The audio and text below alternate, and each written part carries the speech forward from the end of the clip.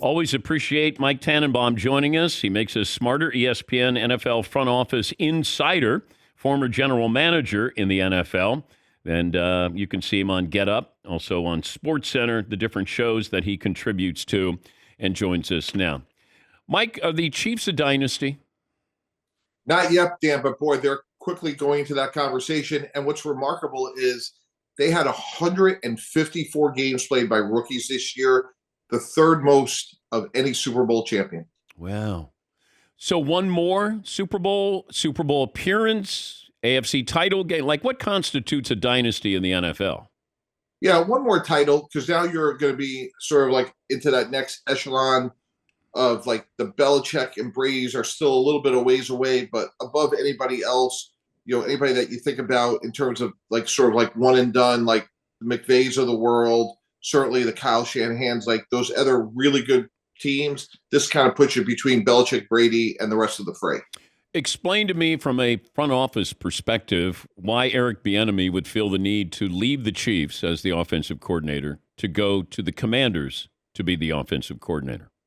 Dan, that's what the marketplace is saying right now. Like, unfortunately for Coach Bieniemy, he's just not getting the credit as the offensive coordinator of the Chiefs, where they've had remarkable success. And we're seeing much lesser guys, taking nothing away from the Shane Steichens of the world that have been a coordinator for 10 minutes, where Eric Bieniemy helped literally identify Patrick Mahomes, help draft him, develop him, and he can't get a head coaching job. If I'm him, I'm probably doing the same thing. I'm going someplace else. I'm cutting the umbilical cord. I love Andy Reid, but I got to go on my own so I can get to the next step. But do you think it's because Reid and, Mahomes loom so large that he'll never get the credit he deserves or wants? Therefore, if I go to the Commanders and I, create something around Sam Howell and those young offensive weapons, now I got a better chance of being a head coach? Yeah, I mean, unfortunately, that's the case. That's what the marketplace has clearly told us, that I have to take a half a step forward to take half a step back to take 2 steps forward. It's unfortunate, Dan. I spent time with Coach Bieniemy. He is smart. He's relatable. There's a reason players love playing for him, but the marketplace has basically told him, like, we think Andy Reid deserves a credit, not you. And to his credit, looks like he's going to go off on his own and carve his own path. I heard you say this on the mothership, and I wanted to have you on so you could relay it to my audience about what you would do if you're running the Jets and Aaron Rodgers is a possibility there, that you got to entice him to give me at least 2 years. And your thought process, if you were the GM, would be what? I'll reluctantly give up the first-round pick to Green Bay. I'm going to pay Aaron. He has this roughly $60 million option bonus, so I'm going to pay you $60 million a year. But Aaron, we need to know you're going to be here for 2 years, so fully guaranteed, 30 in year one, 90 in 2024, and now I know you're here for 2 years, buddy. But if I said you could have Derek Carr for less money for a longer period of time, or you could have Aaron Rodgers? I'll go with Rodgers. When you really look at Derek Carr, he's been a B-. Dan, like when you look at it objectively, 32 years old, he's been in one playoff game. And now that we have 7 teams make the playoffs in each conference, I want a little bit more juice for my quarterback. Look, A-Rod didn't play well last year. We know that. Lost to Detroit, didn't make the playoffs. He's an all-time great. I'm going to try to squeeze 2 productive years out of him. Yeah, I just don't want drama, any more drama that comes with the position. Now, Aaron, are you going to play? I know you're financially incentivizing him, but I would almost feel like, because it feels like the Jets are maybe 2 years away from being a playoff team, maybe next year, but if I look at 4 years, then I think they're going to be a playoff team and a force to be reckoned with. I just don't know. Are they on schedule or ahead of schedule as far as being a playoff team, in your opinion? With Aaron Rodgers, I think they're a playoff team. And if you and I were running the Jets, I'd say a couple things. One, let's go get A-Rod and draft his replacement. Like, we could do both those things. And I think if we had Derek Carr and we're competing with Josh Allen and Patrick Mahomes and Joe Burrow and Justin Herbert and Lamar Jackson, I just think we're going to be, at the end of the day, feel like we're coming up a little bit short. So when you think about how do we win the division, and again, we don't know what's going to happen with Tua and his health, and but clearly Miami's added a lot of firepower there.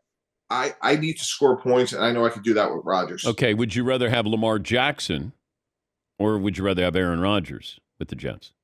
Yeah, if I could get Rodgers for 2 years, absolutely. If I only get Rodgers for one, I'm going after Lamar Jackson. Dan, he's only 26 years old. Remarkably, he's already thrown for 124 touchdown passes. He's rushed for over 20 more as well. And this guy has won an MVP. Every defensive coordinator you talk to in the league, job one is to stop Lamar. I know durability is a little bit of an issue, but you know what? It's an issue for Matt Stafford and Dak Prescott. We've seen 68 quarterbacks start a game this year. So to me, Lamar Jackson, because of his age, that's who I'm going after next. Are you convinced Tom Brady is retired? That's a simple question, a complicated answer.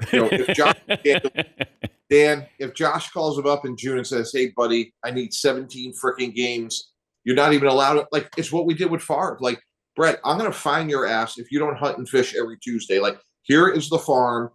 And I'd run the same play with Tom. Like, Tom, you're not allowed in the building till Wednesday. I need you for basically 50 practices, 17 games. Gronk's going to come in to be your caddy. Let's go. Okay. If you're Josh McDaniels, Tom Brady for a year, Jimmy Garoppolo for 4 years. Yeah. Well, I think Tom, it's like the mathematical equation. One more good year probably equals 5 more years for Josh in terms of, hey, can we develop Stidham? Is it another draft choice? With Jimmy G, again, like, Dan, if we're running a team in the AFC, like, our calculus has to be like, do we have the firepower? Again, it's murderer's row right now, and they're young. Mahomes, Herbert, who's beaten Mahomes, Burrow, who's been to a Super Bowl, Lamar's been an MVP, Josh Allen's been to an AFC championship game. Like, those 5 or 6 teams, like, the bar is high, and I just don't know if we want to go into a fight for 17 games with Jimmy G against that batting lineup. Any hesitancy in giving Jalen Hurts the market value? No, and I would say this. Here's what's really interesting, Dan, on that one. It's $50 million a year, and if there's scar tissue in that building with Carson Wentz, I get it. But if I'm the Eagles, I'm going to go as long as possible. Josh Allen did 6, Mahomes did 10. And here's the interesting thing. He's a second-round pick, Dan. If I'm Jalen Hurts, I might say, you know what, fellas? I'm not coming in without another, a new deal. And that's the leverage that Jalen Hurts has. He has a lot of leverage about not showing up. But you think it's going to be 50? I don't see how it could be anything less. When you look at the market and where it is right now, I think 50 is the minimum. And if I'm the Eagles, I'm going first because Burrow's eligible, Lamar's eligible, Herbert's eligible. Yeah. Do you think they're going to get more? Like, Burrow's going to get more than Jalen Hurts. Yeah, absolutely. And, Chris Canty made this comment, like, look, we're all talking about it. When you look at the macroeconomics of the NFL, Dan, and you look at the Amazon deal and now the YouTube deal that's going to kick in for Sunday Ticket, Cap's 228 this year. Like, we're looking at 250, 275, and we're going to look back and be like, oh, you know what? Like, Joe Burrow at 52.5. That's not bad. And the world's changing before our eyes. The world's changing, and I am trying to get my guy signed ASAP, and then let everybody else blow by him. Okay, so you want to be the first guy to sign, therefore. But I don't know if everybody's looking at what happened in Cleveland with Deshaun Watson and saying, I want my client to get everything's guaranteed. So we start at $230 million guaranteed. Is that what's happening now with the NFL? Yeah, absolutely. And it'll be interesting, Dan, candidly, will somebody else blink? For me, I think there's another team that would give Lamar the guarantee before it would be the Ravens. If the Ravens were going to do that, they wouldn't have gone through all the angst and done it a year ago. So clearly they're not doing that. My question is, like, does the Atlanta Falcons, does the New York Jets say, you know what, like, we think it's 170, we're going to do 230, and we're going to bite the bullet on the next, whatever the number is, 50, 60 million to get this thing done. I think there's a team that could do it this year because, again, when you look at the league, Dan, I have 14 teams that need a quarterback, including the entire NFC South. Yeah. And in the draft, there's maybe 3 guys, and Will Levis, Bryce Young, and CJ Stroud. So it's certainly going to be a quarterback-driven market, and someone may bite the bullet and do it. I would love to see Lamar Jackson in Atlanta on the turf, and they've got some weapons there. Because I thought Atlanta was going to be on the cusp of being a playoff team. Now, granted, it's the NFC South. It felt like everybody was going to be on the cusp of being in the playoffs or out of the playoffs. I'll leave you with this. The Bears are on the clock. If you're running the Bears, depending on what your grade is with Bryce Young and what you could get for Justin Fields, what do you do at the top of the draft? This is easy for me. It's Bryce Young, Dan. I've scouted him. I've talked to him. I've met with him. He has a chance to be really, really special. He's small, and that's a concern. I would trade Justin Fields, who's a good quarterback.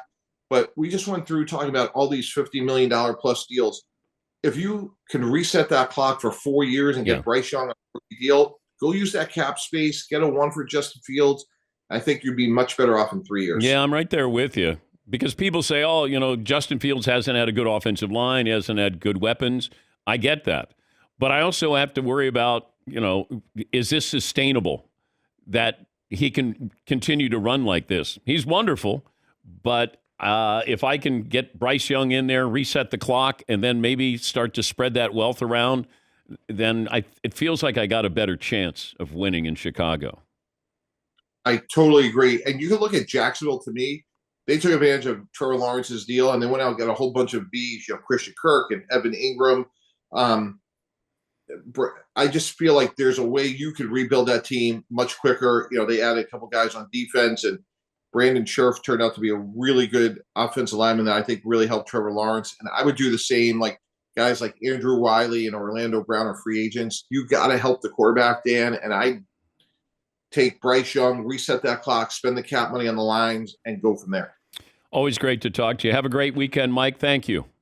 Yeah, really appreciate having me, Dan. Have a good week off. Mike Tannenbaum, ESPN NFL front office insider, former NFL executive.